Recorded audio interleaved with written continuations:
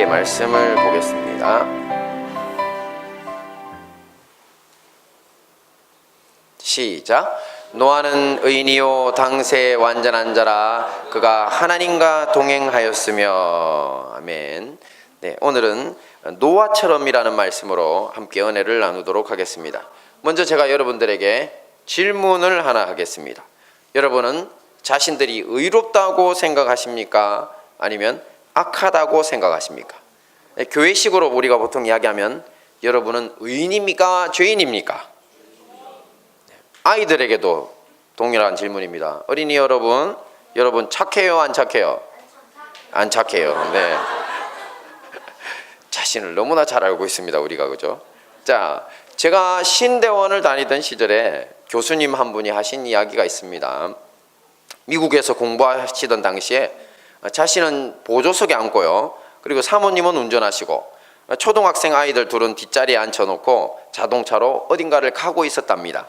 그런데 갑자기 끼어든 차량에 운전하시던 사모님이 놀라게 되었습니다. 그러자 뒤에 타고 있던 초등학생 아이들이 분노하면서 하는 말, 우리에게 총이 있다면 저 자동차에 총을 쏴서 죽여버리면 좋겠다, 이렇게 이야기를 하더랍니다. 그래서 이야기를 듣고 깜짝 놀란 이제 신학 교수님은 목사이기도 합니다. 아이들을 혼내시고는 이런 생각을 했다고 합니다. 천사같이 예쁘게만 생각한 내 자식들도 결국 죄인들이었구나. 네, 부모가 된 우리 역시 이런 경험이 많을 것입니다. 실제로 요즘 사회에서는 인천 초등학생 살해 사건 이후에 청소년과 초등학교 아이들이 범하는 범죄의 잔혹성과 또 대담성에 대한 뉴스가 넘쳐나고 있습니다.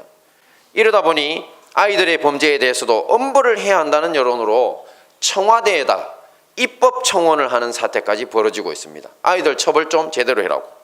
그리고 아이들뿐만 아닙니다. 약하고 가난해서 우리의 도움이 필요한 사람들 역시 착하지만 않다는 사실도 드러나고 있습니다. 최근 저의 심기를 가장 불편하게 만들고 있는 이영학 여중생 살해 사건 뉴스입니다.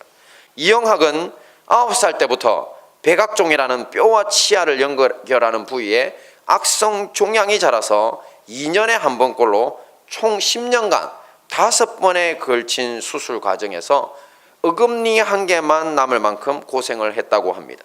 그리고 그의 딸도 이 병을 앓아 동일한 유전 질병이죠. 14세까지 총 7차례의 수술을 받는 고생을 합니다. 이때 이영학의 딸을 위해서 미국까지 가서 후원금을 모집하고 또 딸을 지극히 사랑하는 모습이 방송을 탔습니다. 시청자들은 이 가정의 안타까운 사정과 아빠의 큰 사랑에 감동해서 어금니 아빠라는 애칭으로 부르면서 많은 관심과 돈으로서 후원도 해주었습니다.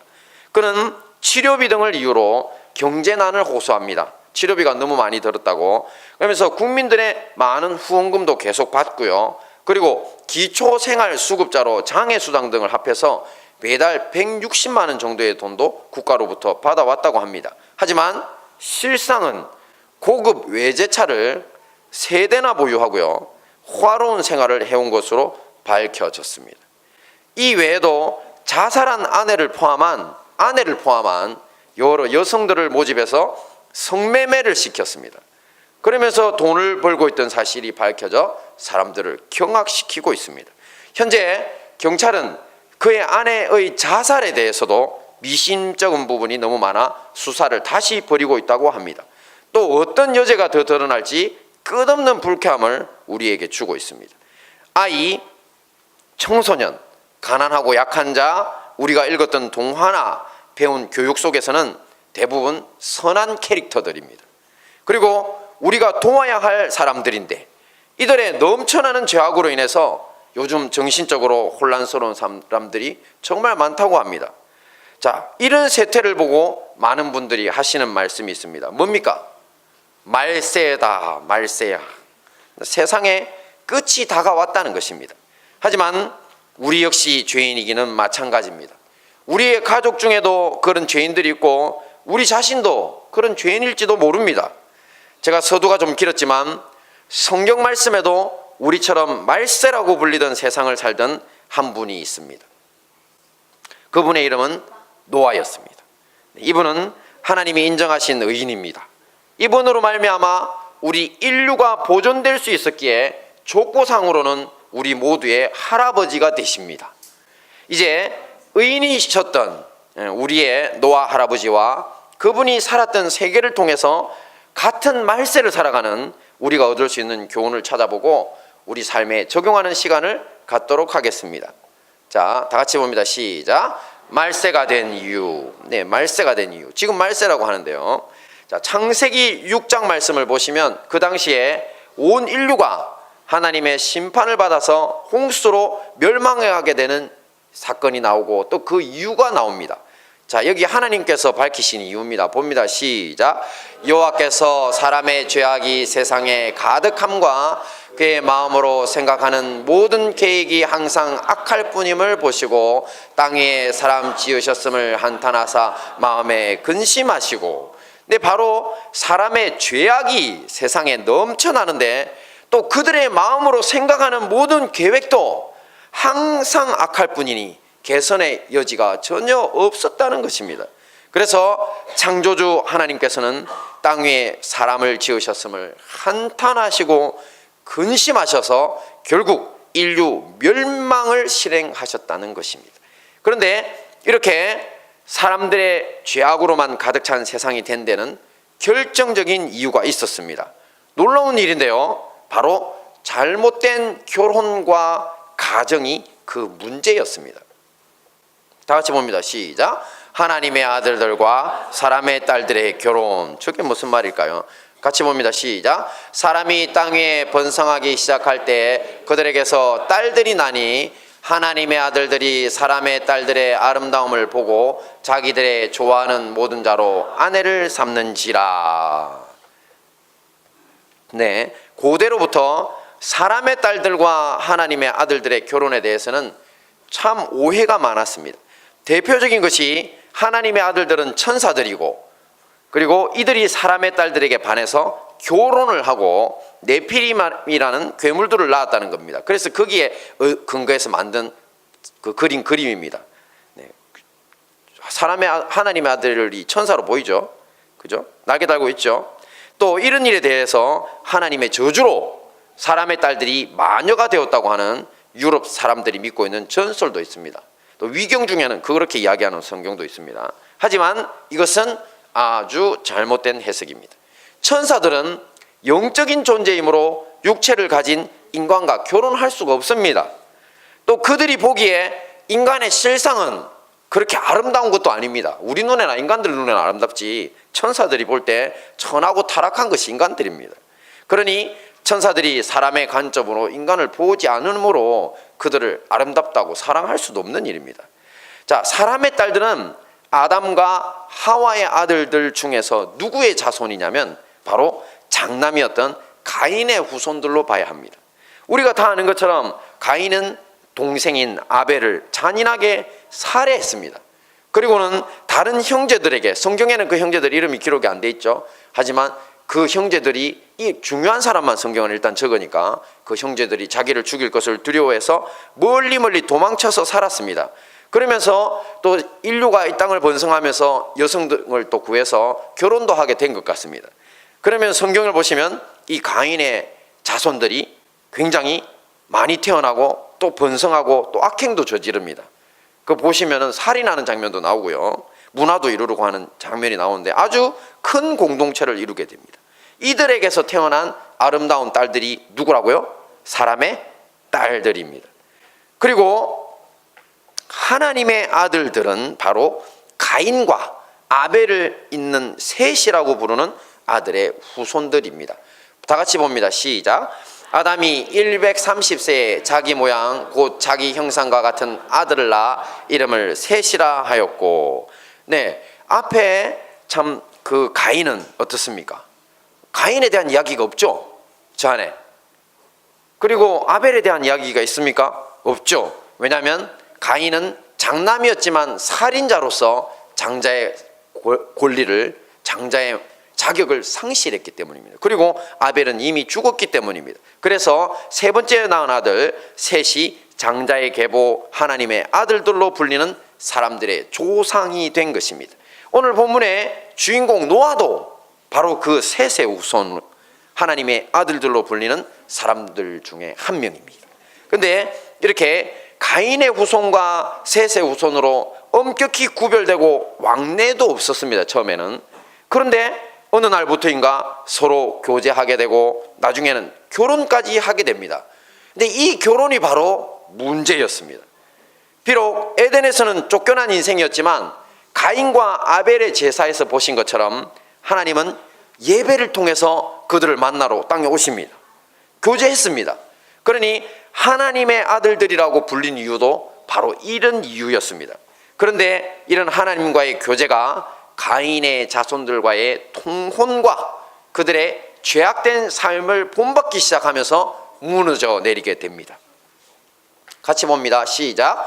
여호와께서 가라사대 나의 신이 영원히 사람과 함께하지 아니하리니 이는 그들이 육체가 됨이라. 지금 말씀을 보시면 여호와 하나님의 신 곧 성령께서 이제 사람들과 함께하지 않으시겠다고 선언합니다. 왜냐하면 그들이 뭐가 되었기 때문이라고요? 육체가 되었기 때문이라. 근데 이 말은 무슨 말이냐면 그들이 육적인 쾌락과 정욕만을 추구하는 짐승 같은 인생들이 되었다는 뜻입니다. 육체가 되었다는 뜻. 그리고 이런 짐승 같은 인생으로 타락한 사람들은 계속 악한 자손들을 세상에 퍼뜨리기 시작합니다. 같이 봅니다. 시작.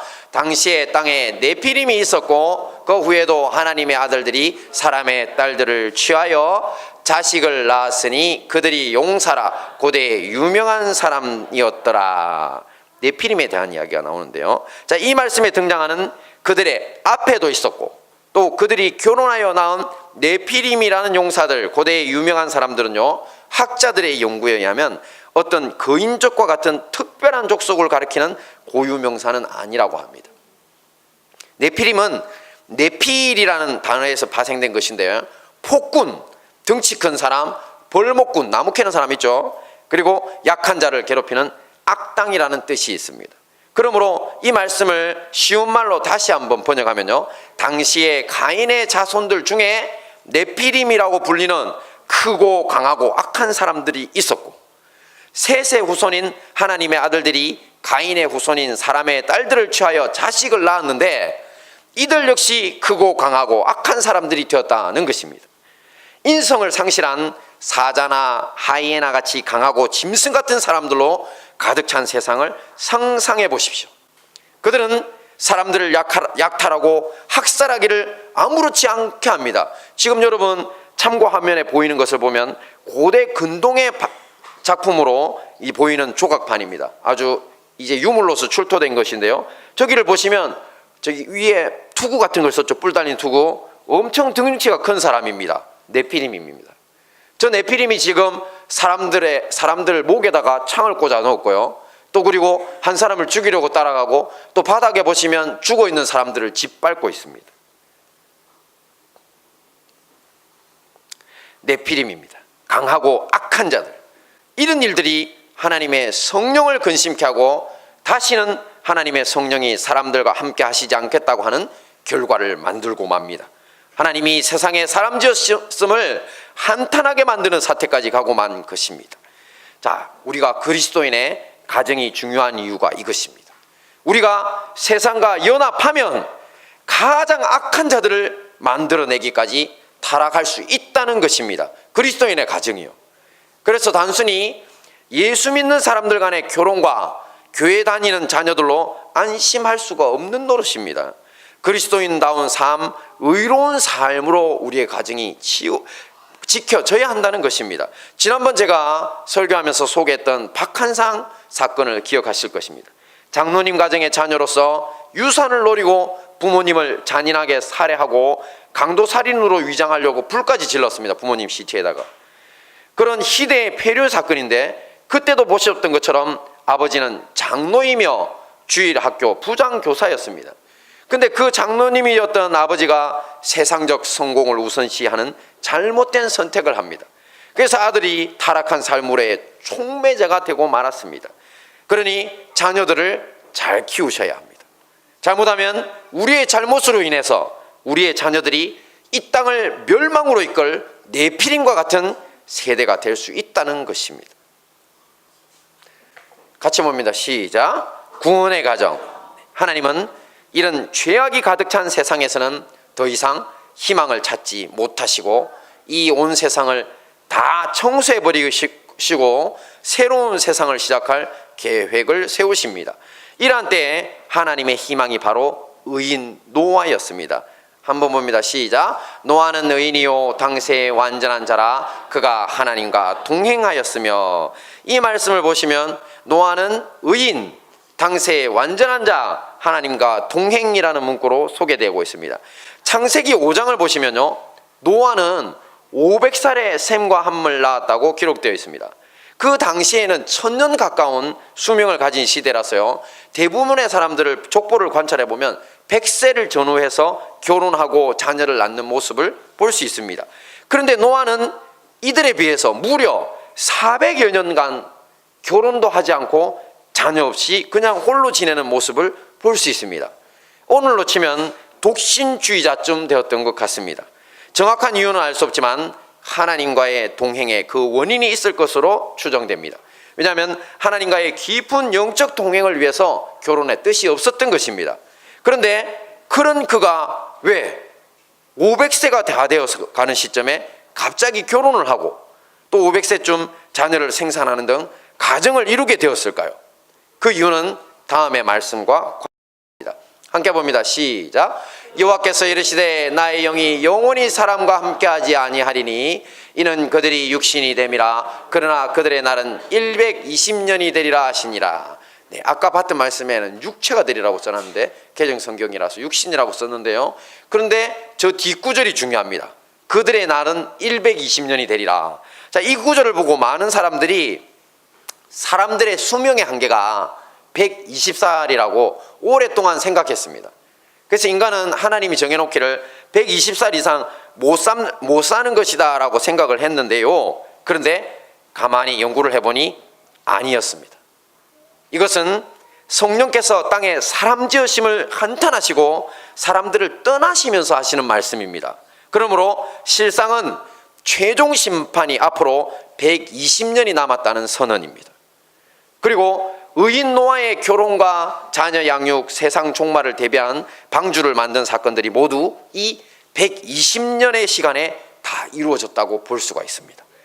500세가 다 되어 결혼한 노아가 600세 되는 해에 대홍수로 세상에 이 멸망하는 사건이 벌어지기 때문입니다. 딱 맞죠? 그러므로 하나님은 죄악된 세상을 멸하시려는 계획과 함께 의인 노아와 그 가정을 통해서 새로운 세상을 계획하셨다고 볼 수가 있습니다.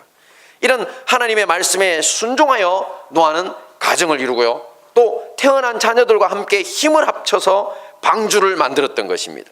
그런 면에서 노아의 가정은 죄악이 관영한 시대, 멸망받을 세대를 대신할 새로운 세대를 보태한 자궁과 같은 역할을 했다고 볼 수 있습니다.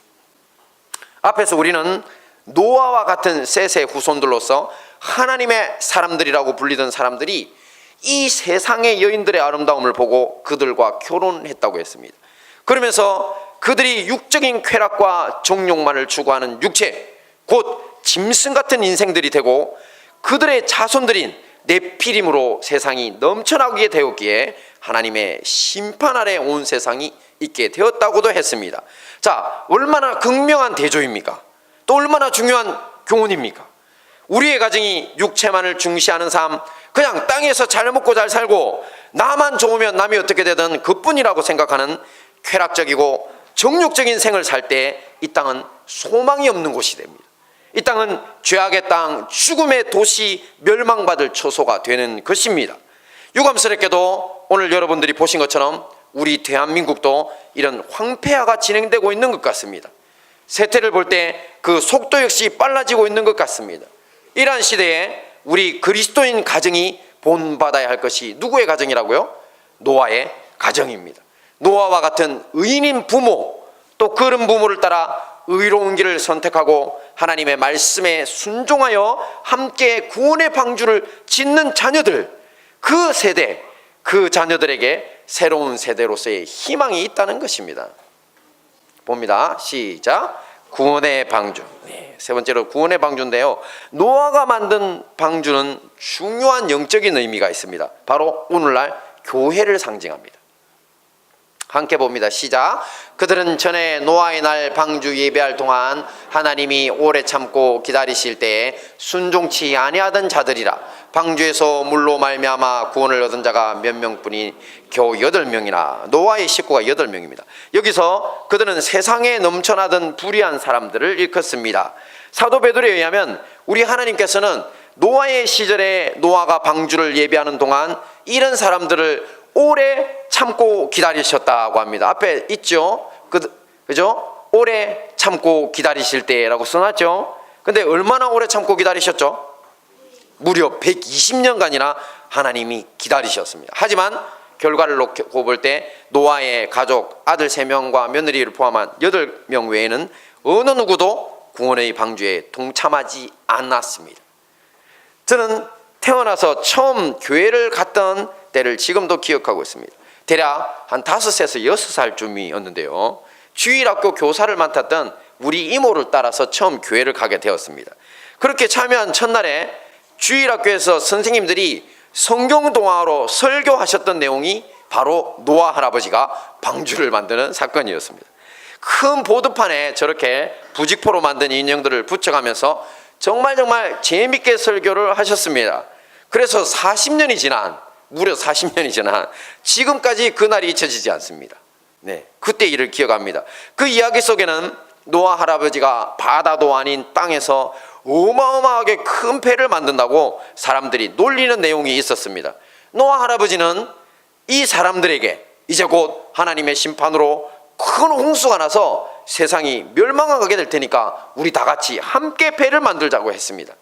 하지만 사람들은 노아 할아버지를 비웃으며 바보짓 하지 말라고 오히려 할아버지를 말렸습니다. 그때 노래도 배웠는데요, 노아 할아버지 배를 짓는다, 앞집에 김서방 뒷집에 박서방 반대하여도 노아 할아버지 배를 짓는다, 뭐 이런 노래였어요. 음이 정확하지가 않아요. 5, 6살 때 배운 거에 대놓으니까 오직 정확한 음은 앞집에 김서방 뒷집에 박서방만 정확합니다. 네, 그렇습니다. 이 어린이 성경동화 속 노아 할아버지 이야기처럼 세상 사람들이 비록 조롱하고 끝까지 하나님께 불순종한다고 해도 우리는 어떻게 합니까? 세상을 향하여 손을 내밀어야 합니다. 그것이 교회입니다. 또 우리만은 순종해야 합니다. 우리 손으로 세상의 상식과는 다른 하나님께 순종하는 방주로서의 교회를 만들어가는 것이 곧 우리의 사명인 것입니다. 자, 이것은 공동체로서의 교회뿐만 아닙니다. 우리 한 사람 한 사람의 인생에도 그대로 적용되는 이야기입니다. 왜냐하면 우리는 개인적으로 하나님의 성령이 거하시는 하나님의 무엇이기 때문입니까? 성전이기 때문입니다. 우리의 인생이 하나님의 성령이 거하시는 하나님의 성전입니다. 그러므로 우리 한 사람 한 사람이 속한 가정에서, 또 일터에서, 학교에서의 삶이 또한 세상 사람들에게 모범이 되고 구원의 길을 제시하는 방주로서의 사명을 감당해야 할 것입니다. 이 모든 말씀으로 순종하여 이 말세지 말의 세상에서 의인 노아처럼 하나님의 대안이 되는 가정을 이루시고 또 구원의 방주로서의 사명을 감당하시는 우리 행복한 다니엘 교회와 형제 교회 성도님들 되시기를 축원합니다.